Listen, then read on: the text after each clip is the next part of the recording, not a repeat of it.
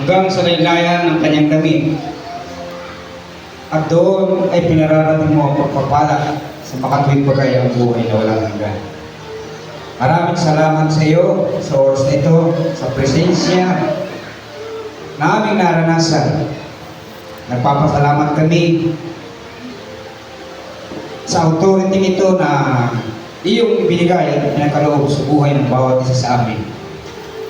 Kung ito ay aming gagamitin ng may pananampalataya, lahat ng mga bagay ay imposible, ay magiging posible sa iyo. Salamat sa iyo sa oras na ito. Patuloy ka namin pasasalamatan, patuloy ka namin pupurihin, at salamat sa salita na iyong pinakaloob sa iyong lalaking lingkod.